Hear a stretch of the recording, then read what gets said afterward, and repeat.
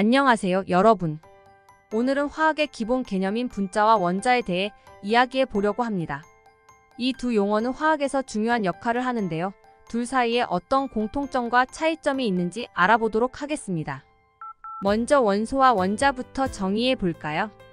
원소는 물질을 이루는 기본적인 성분을 의미합니다. 물분자를 예로 들면 물을 구성하는 원소는 수소와 산소이고 원소기호로 수소는 H, 산소는 O로 표기합니다. 원자는 실제로 존재하는 물질적 입자를 의미합니다. 원소에서 예로 든 물분자를 원자에 관하여 표현하면 물은 수소 원자 2개와 산소 원자 1개로 구성되어 있다 라고 표현할 수 있습니다.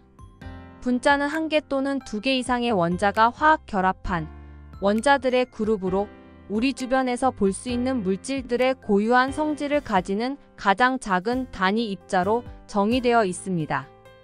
원자는 고유한 특징을 가지고 있는 입자로 물질 고유의 물리화학적 특성을 가지는 가장 작은 단위체인 분자를 구성하고 있습니다.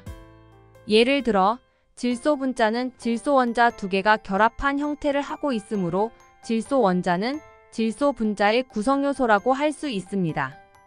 여러 개의 원자가 결합해 만들어진 분자는 원자와는 다른 고유한 물리화학적 성질을 가진 가장 작은 단위체입니다.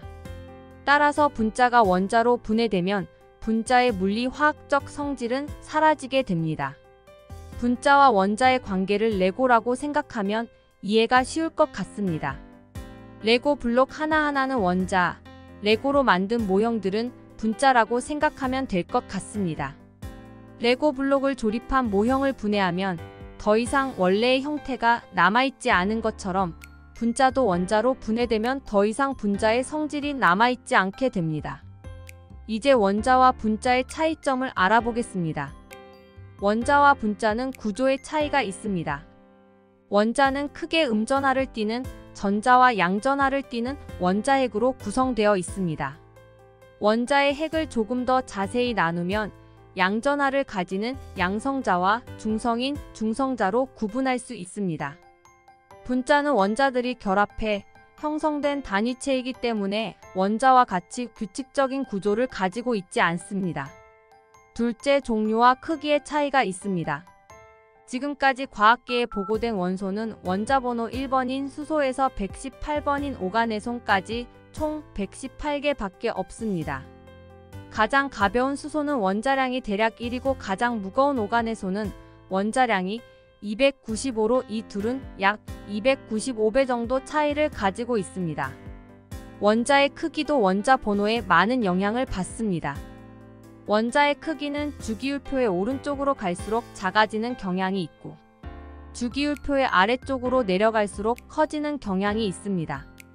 분자는 원자가 결합되어 형성된 단위체이기 때문에 크기와 종류를 하나의 단어로 정의할 수 없습니다. 수소 원자 2개가 결합되어 형성된 분자량이 2인 가장 작은 분자인 수소기체, 조금 더 많은 원자가 모여 만들어진 DNA를 구성하는 4개의 분자들은 110에서 150 사이의 분자량을 가지고 있고 이들이 결합해 만들어진 DNA의 경우 대략적인 분자량이 22조 정도입니다.